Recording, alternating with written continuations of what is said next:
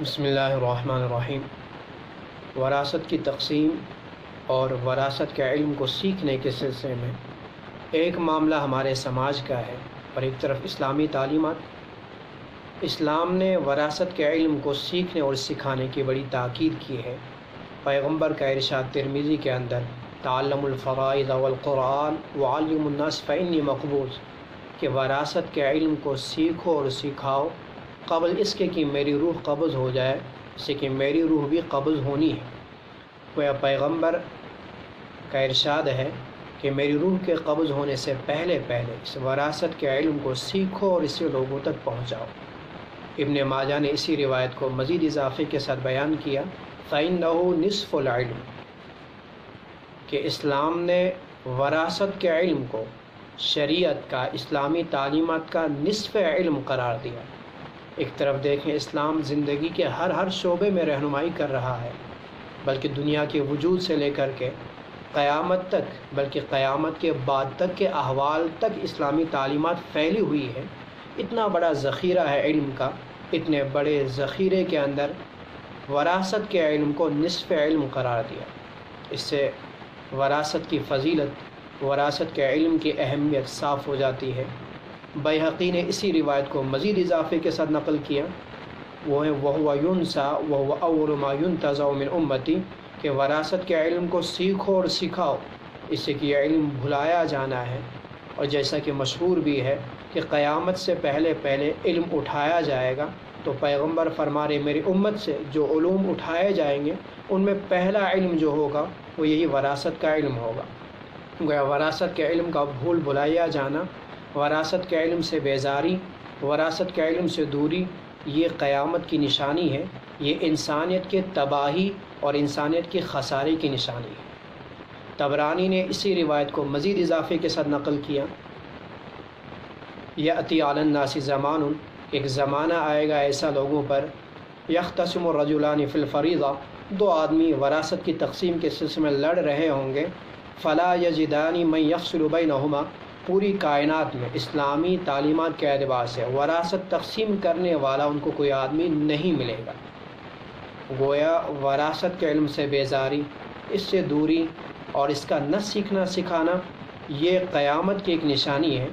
ہم جہاں دیکھتے ہیں کہ پیغمبر نے قیامت کی جتنی نشانیاں بیان کی ہیں، اپنے ارد گرد کے ماحول پہ غور کرنے کے بعد جہاں بہت سی نشانیاں پوری ہوتی نظر آتی ہیں، وہیں ایک نشانی اب یہ بھی نظر آتی ہے کہ اس علم سے بہت دوری ہو رہی ہے، اس علم کی جانکاری بہت کم ہے آج عوام کے اندر، بلکہ خواص کے اندر بھی۔ عام آدمی اسلامی تعلیمات کا کچھ نہ کچھ، باقی معاملوں میں کچھ نہ کچھ جانتا ہی ہوتا ہے، بلکہ کچھ کہاوتیں تک بھی مشہور ہیں، لیکن وراثت وہ واحد فن ہے جس میں کہاوتیں تک بھی عوام کے اندر پائی نہیں جاتی ہیں۔ اس کی چند وجہیں ہیں۔ ایک طرف تو وجہ یہ ہے کہ وراثت چونکہ ایک انسان تنکا جمع کر کے، روکھا سوکھا کھا کر کے جمع کر رہا ہوتا ہے، اس نے ایک پراپرٹی کھڑی کی ہوئی ہوتی ہے، اب مرنے جا رہا ہے تو انسانی فطرت غالب آ جاتی ہے کہ ہم تو ڈوبے ہی ہیں صنم، تم کو بھی لے ڈوبیں گے۔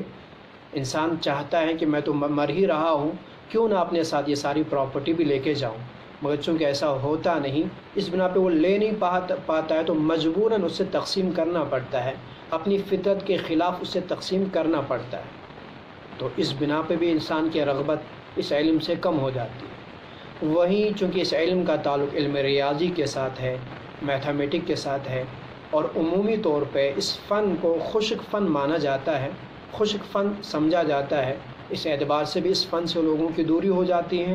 وہیں اہل علم مدارس کے اندر اور علماء اور واعظین کے اندر بھی چونکہ علم حساب کو، علم ریاضی کو پڑھنے کا کوئی معقول اور مستقل نظم نہیں ہوتا، اس لیے وہ لوگ بھی اس علم کو کما حقہ حل نہیں کر پاتے۔ وہیں انسان چونکہ وراثت کی تقسیم جیسا میں نے بتلا دیا، وہ اپنی خود غرضی، اپنی ضرورت اور اپنی سوچ کے اعتبار سے کرنا چاہتا ہے، جبکہ اسلام نے وراثت کی تقسیم میں کچھ اور چیزوں کا لحاظ رکھا۔ مثلا انسان جو تقسیم کرنا چاہتا ہے وہ رشتہ نبھانے نہ نبھانے کے اعتبار سے، اور اسلام رشتہ ہونے کے اعتبار سے تقسیم کرتا ہے۔ اس لیے کہ رشتہ نبھانا کس سے کہے، اس میں ہر آدمی کی سوچ الگ ہے، ہر آدمی اپنی ضرورت اپنی خود غرضی اور اپنی حکمت کے اعتبار سے کسی چیز کے کرنے کو کہتا ہے یہ رشتہ نبھانا ہے، اور کسی چیز کے نہ کرنے کو کہتا ہے یہ رشتہ نبھانا نہیں ہے۔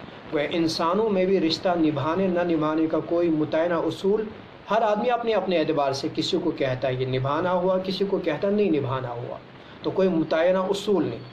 اسی لیے اسلام نے رشتہ نبھانے پر تقسیم کو منحصر نہیں کیا، بلکہ رشتہ ہونے پر تقسیم کو منحصر کیا ہے۔ وہی انسان قرآن کریم کی صاف آیت ہے سورہ نساء کے اندر، آیت نمبر 11، لا تدرون ایہم اقرب لکم نفعا، کہ تم نہیں جانتے ان وارثین میں تمہیں زیادہ نفع کس سے پہنچا یا کس سے پہنچنا ہے۔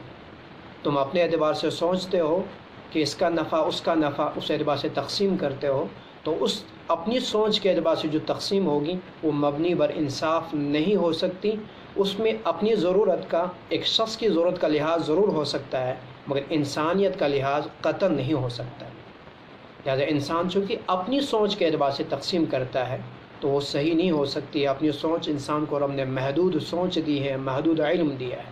مثلا انسان کبھی دیکھتا ہے کہ ایک کے بچے زیادہ ہیں، ایک کے بچے کم ہیں، تو جس کے بچے کم ہیں سوچتا ہے اس کا خرچہ بھی کم، تو اس کو وراثت میں حصہ کم دیا جائے۔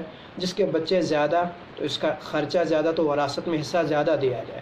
جبکہ مستقبل میں وہاں معاملہ الٹا ہونا ہے، جس کے بچے کم ہیں مستقبل میں اس کی آمدنی بھی کم، اور جس کے بچے زیادہ ہے، آج خرچہ زیادہ ہے تو کل جا کر کے اس کی آمدنی بھی زیادہ ہے۔ اس اعتبار سے آج اگر نقصان ہے تو کل فائدہ اس کو زیادہ۔ اب اگر انسان اسی اعتبار سے تقسیم کرے تو وہ انصاف نہیں کر سکتا۔ اسی بنا پہ شریعت نے اپنی سوچ کے اعتبار سے تقسیم کرنے کے بجائے یہ کہہ دیا کہ نہیں، اس سے سیکھو شریعت سے اور شرعی اعتبار سے ہی تقسیم کرو۔ بلکہ اسی سورہ نساء کے اندر قرآن کریم نے کہہ دیا تلک حدود اللہ، رب نے یہ جو اصول بیان کیے ہیں یہ رب کی ایک سرحدیں ہیں، رب کے حدود ہے، لہذا فلا تعتدوا، ان حدود کو نہ پھلانگے، ان کے اندر تقسیم اسی طرح کریں جس طرح شریعت نے کہا ہے، اس لیے کہ اس میں رہتی دنیا تک انسانیت کا پاس و لحاظ رہے گا، اپنی خود غرضی کا دخل نہیں رہے گا۔ اب انسان چونکہ رشتہ نبھانے نہ نبھانے کے اعتبار سے تقسیم کرے گا تو اس کا نتیجہ مبنی بر انصاف نہیں ہو سکتا۔ اسی طرح کا ایک معاملہ لڑکیوں کی وراثت کی تقسیم کا بھی ہے۔ لڑکیاں یا تو اس اعتبار سے نہیں لیتی ہیں کہ سماج میں دیا نہیں جاتا ہے، بلکہ ایک چیز دیکھی جائے، شادی کے موقع پر لڑکی کو جو چیز دی جاتی ہے سماج کے سامنے اور لڑکی کے سسرال والوں کے سامنے تو دہیج نام دے کر کے دیا جاتا ہے، لیکن جب لڑکی گھر آ جاتی ہے، گھر والوں سے بات کرتی، تب اسے کہا جاتا ہے وہ جو ہم نے شادی پہ دیا وہ تو وراثت ہی تھی۔ وہ اوروں کے سامنے اس سے ہم دہیج کا نام دے رہے ہیں، اور جب خود اندر گھر کی بات آ جاتی تب اسے وراثت کہہ کر کے ٹال دیا جاتا ہے کہ ہم تو دے چکے تمہیں شادی پر، اب کیا ہے۔ تو وہ دہیج ہے، وہ وراثت نہیں ہے، وہ آپ کا احسان ہے جو آپ نے دیا، اس کا وراثت سے کوئی تعلق نہیں، لہذا یہ کہہ کر کے بھی لڑکیوں کو ٹال دیا جاتا ہے۔ یا پھر لڑکیاں یہ سمجھتی ہیں، بہت ساری کارگزاریاں ایسی بھی آئی کہ والدین کے گزرنے کے بعد اگر کسی لڑکی نے وراثت لی ہوتی ہیں تو پھر بھائی کہتے ہیں کہ تم تو اپنا سب کچھ لے چکی ہو، اب یہاں کیا رکھا ہے، یہاں کیوں آ رہی ہو۔ اس ایموشنل، اس جذباتی مجبوری کی بنا پہ لڑکی اپنے مال کو، اپنی وراثت کو چھوڑ دیتی ہے۔ بہت سارے علاقوں کی یہ بات بھی، یہ کارگزاری بھی آئی کہ وہاں چونکہ دینے کا رواج نہیں ہے، اس اعتبار سے لیا بھی نہیں جاتا ہے۔ قرآن کریم کی آیت ہیں لا تأکلوا اموالکم بینکم بالباطل، آپس میں ایک دوسرے کا مال باطل طریقے پہ نہ کھایا جائے۔ اور باطل طریقہ، غلط طریقہ یہ بھی ہے کہ کسی کے سماجی مجبوری کا فائدہ اٹھائے، کسی کے جذبات کی مجبوری کا فائدہ اٹھائے، اور کسی کے عام عمومی اعتبار سے اس کے جذبات کا یا اس کی ضرورت کا فائدہ اٹھا کر کے اس سے وراثت سے محروم کر دیا جائے۔ اب شریعت نے جو اصول متعین کیے ہیں وراثت کے سلسلے میں، بلکہ قرآن کریم میں جہاں نماز، روزہ، زکوٰۃ، بقیہ کے مسائل ہیں، واحد وراثت کا وہ علم ہے، وراثت کے مسائل ہیں جسے قرآن کریم نے اتنے زیادہ تفصیل کے ساتھ بیان کیا جتنے شاید کسی اور مسئلے کے مسائل کو بیان کیا۔ اور وراثت میں بھی لڑکی کے معاملے کو شریعت نے انتہائی تفصیلاً بیان کیا ہوا۔ سورہ نساء کے اندر اب قرآن کریم نے جو اصول بیان کیے ہیں وراثت کی تقسیم کے، انہیں میں 14 اصولوں پر تقسیم کرتا ہوں۔ انشاءاللہ میں دھیرے دھیرے ایک دوسرے ویڈیو کے اندر بھی ان کو بیان کروں گا، چونکہ ورنہ ویڈیو کافی لمبا ہو جائے گا۔ پہلا اصول ہے للذکر مثل حظ الانثیین، کہ لڑکی کو جو دیا جائے گا لڑکے کو اس کا ڈبل دیا جائے گا۔ گویا لڑکی کو 1 حصہ تو لڑکے کو 2 حصے۔ مثلا اگر کوئی آدمی مر گیا، اس کی 1 لڑکی ہے اور 1 لڑکا ہے، تو وراثت کو ہم 3 حصوں میں تقسیم کریں گے۔ اب لڑکی کو 1 دیں گے، لڑکے کو 2، تو اس اصول پر پورا عمل ہو گیا کہ لڑکے کو ڈبل جو لڑکی کا ہے۔ اگر آپ یہاں اس کے 2 ہی حصے کرتے ہیں، 1 لڑکی کو 1 لڑکے کو، تو لڑکے کو ڈبل نہیں ہوتا۔ آپ اس کے 4 کرتے، 2 ادھر 2 ادھر، تو بھی اتنا نہیں ہوتا کہ لڑکی کو جو دیا جائے اس کا ڈبل۔ تو یہاں طے ہے کہ آپ کو 3 ہی کرنے ہیں، تو ہی جا کر کے آپ لڑکی کو جو دیں گے لڑکے کو اس کا ڈبل ہو جائے گا۔ عام طور پہ ایک سوچ ہے کہ شریعت نے لڑکی کو 1 حصہ دے کر کے اس پہ ظلم کیا ہے۔ اگر دیکھا جائے یہ ظلم نہیں بلکہ عین انصاف ہے۔ انسان اپنی سوچ کے اعتبار سے سوچتا ہے، شریعت کی کیا سوچ ہے، شریعت نے عورت کو کتنا انصاف اور کتنی آزادی اور کون سا درجہ دیا ہے، اس پہ غور کریں۔ ایک لڑکی جیسی پیدا ہو جاتی ہے تو پیدا ہونے سے لے کر کے شادی تک اس کا نان و نفقہ اس کے باپ پر، اس کے بھائیوں پر، شادی ہونے کے بعد اس کا نان و نفقہ، اس کا خرچہ اس کے شوہر پر۔ وہ لڑکی کا خرچہ اپنے اوپر کبھی بھی نہیں ہے، اپنا بھی خرچہ نہیں اور دوسروں کا بھی نہیں۔ برخلاف لڑکا پیدا ہو جائے تو بالغ ہونے تک تو باپ پر ہے، لیکن بالغ ہونے کے بعد اس کا خرچہ باپ پہ لازم نہیں، بلکہ الٹا باپ کا، بھائی بہنوں کا، ماں کا خرچہ اس پہ آ جاتا ہے۔ شادی کرے تو بیوی اور بچوں کا نان و نفقہ اس پہ آ جاتا ہے۔ گویا لڑکے پر اپنا بھی خرچہ اور اپنے ساتھ ساتھ دوسروں کا خرچہ بھی۔ اور لڑکی کو شریعت نے گھر کی ملکہ قرار دیا، اس سے کمانے کی پریشانیوں سے اور اس مشقت سے دور رکھا، اسے گھر کی ملکہ بنا دیا، نہ کہ محفل کی زینت۔ اب لڑکیاں خود ہی اپنی آزادی چھین چکی ہے، اپنی اس آسانی کو چھین چکی ہے، اپنی بادشاہت کو ختم کر چکی ہے کہ وہ کمانے کے لیے نکلی۔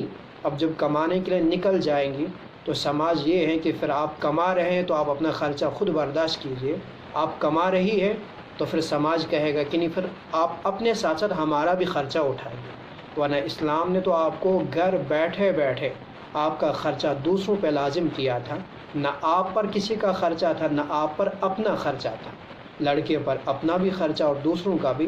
اس اعتبار سے لڑکے کے لیے 2 بھی کم ہیں اور لڑکی کے لیے 1 بھی زیادہ ہے کہ اس کا خرچہ تو ویسے بھی اپنے اوپر لازم نہیں تھا، اچھے جائے کہ دوسروں کا ہوتا۔ پہلا اصول ہے للذکر مثل حظ الانثیین۔ دوسرا اصول ہے فَإِن كَانَتْ وَاحِدَةً فَلَهَا النِّصْفُ، کہ لڑکی اگر 1 ہو تو اسے نصف دیا جائے گا اور باقی جو نصف بچ جائے وہ اسبہ کو دیا جائے۔ مثلا ایک آدمی اگر مر جائے، مان لو اس کی صرف 1 بیٹی پیچھے ہو، تو ہم وراثت کے 2 حصے کریں گے، 2 میں تقسیم کریں گے، 2 حصے کریں گے، اور اس میں سے نصف یعنی 1 حصہ لڑکی کو دیا جائے گا اور باقی حصہ اسبہ کو یا ذوی الارحام کو دے دیا جائے گا۔ اسی طرح فَإِن كُنَّ نِسَاءً فَوْقَ اثْنَتَيْنِ فَلَهُنَّ ثُلُثَا مَا تَرَكَ۔ یہ تیسرا اصول ہے کہ لڑکی اگر 2 یا 2 سے زیادہ ہوں تو ایسی صورت میں وراثت کو 3 حصوں میں تقسیم کیا جائے گا، اور لڑکی 2 یا 2 سے زیادہ، انہیں 2/3